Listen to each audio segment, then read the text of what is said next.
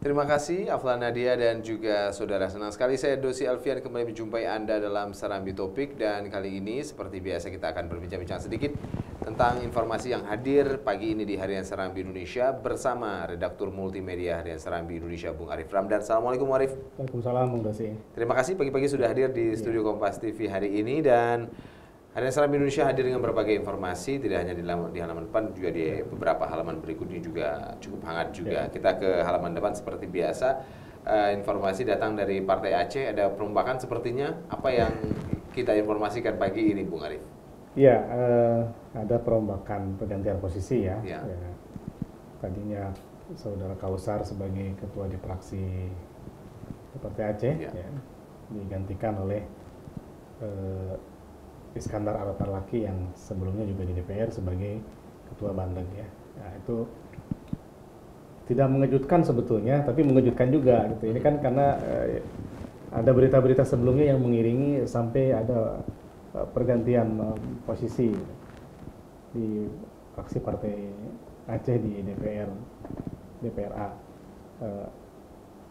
Kausar sebelumnya sering melontarkan statement-statement yang dianggap tanda petik agak berseberangan dengan kebijakan Partai Aceh secara keseluruhan. Misal ketika ia menyebutkan siap berkoalisi dengan pemenang pilkada kemarin yang kemudian menjadi ribut besoknya di internal Partai Aceh sendiri.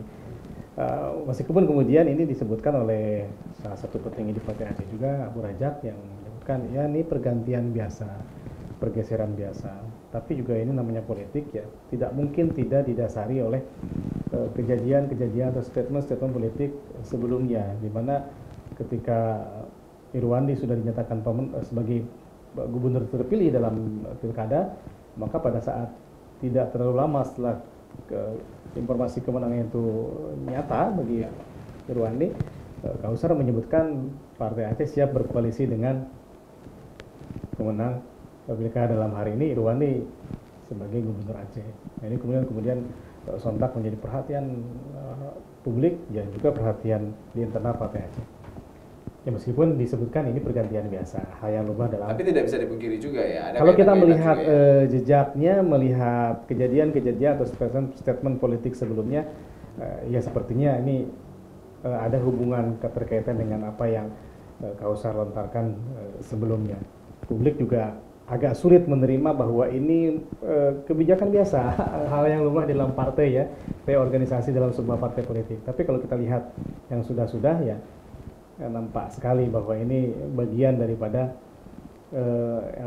mengganti posisi yang saya yakin ini diakibatkan dari statement Saudara Kausar yang menyebutkan peta koalisi itu yang kemudian menjadi ribut ya, seperti itu Bung Dosi. Bisa saja ini sebagai sebuah mungkin sebagai sebuah sanksi bagi Kausar sendiri setelah mengeluarkan statement seperti itu ya. Tidak bisa dipungkiri juga karena ada keterkaitan cerita yang saling terkait dengan kejadian-kejadian sebelumnya dan berita-berita yang juga kita hadirkan sebelumnya di Harian Serambi Indonesia.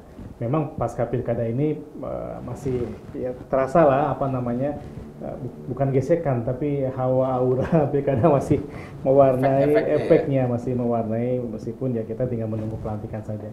Tapi ini juga berpengaruh terhadap performa Partai Aceh ke depan, apalagi nanti menjelang pemilu, misalnya pemilu legislatif nasional, pemilu presiden, pilpres ya, seperti juga itu. Di depan mata ya.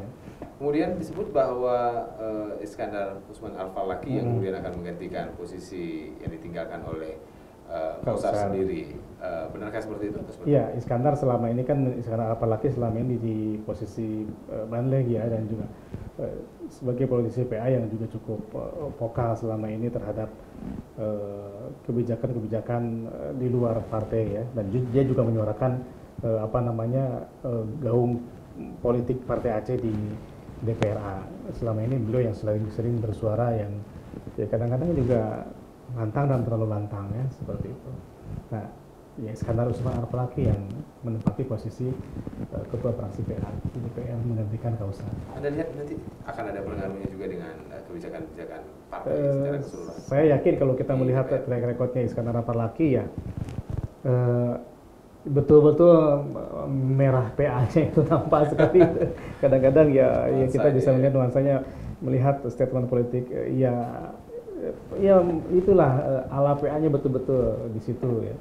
Itu Bung Dosi di dunia informasi perpolitikan di Aceh ya, di kalangan DPR dan juga partai-partai lokal di provinsi ini. Tetap masih menarik tentunya juga kita melihat bagaimana karier berikutnya dari Kausar sendiri. Iya, yang jelas ya politik kan tidak ada titik ya. Kita tidak tahu apa yang akan terjadi berikutnya.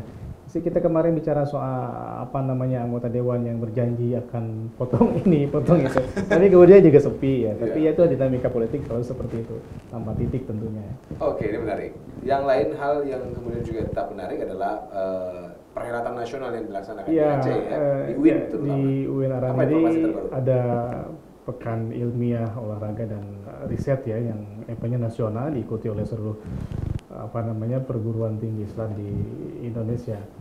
Kabar menarik hari ini adalah keberhasilan karateka putri yang mewakili Aceh menyabet emas perdana di cabang tarung bebas. Nah, kebetulan Nur Nabila namanya, ia mewakili IAIN Malikusaleh Lok Semawe.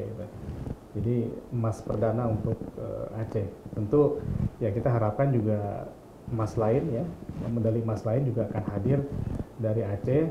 Ya tidak mesti dari UIN sendiri, mesti dari ada IAIN Malikusaleh, ada Stain Gajah Putih yang juga ini melaju di cabang olahraga futsal yang sudah mengalahkan beberapa tim, kemudian juga di cabang-cabang lain yang nuansanya perlombaan seperti pidato bahasa Inggris, kemudian MTQ juga ini masih berlanjut. Mudah-mudahan medali emas juga akan diraih juga oleh kontingen Aceh yang lainnya. Pasca dibuka kemarin, berbagai perlombaan terus dilaksanakan ya, Bung. Sampai saat ini apa sih perkembangan?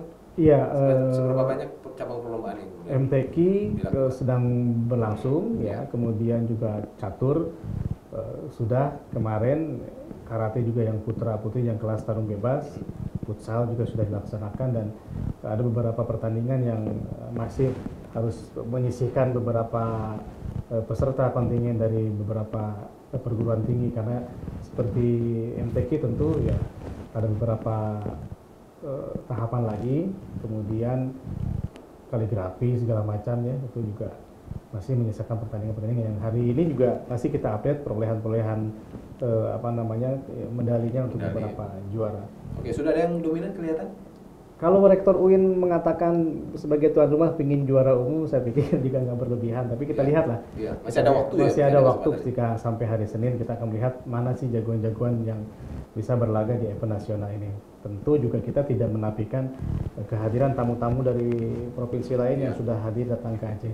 Jadi ini menyemarakan bulan April dan Mei ini ada 2 event yang akan terus berlangsung ya. Setelah pionir tingkat perguruan tinggi se-Indonesia, kita juga dihadapkan dengan pekan PENAS ya, yang kontak tani yang sebentar lagi juga akan digelar di Aceh. Itu Bung Dosi. Menarik saya. Terima kasih Bung Arif atas bincang-bincangnya, dan saudara, demikian perbincangan kami dalam Serambi Topik. Seperti biasa saya ajak Anda untuk tetap membaca harian Serambi Indonesia dan perbaharui informasi Anda di www.serambinews.com. Saya Dosi Alfian, kembali ke studio.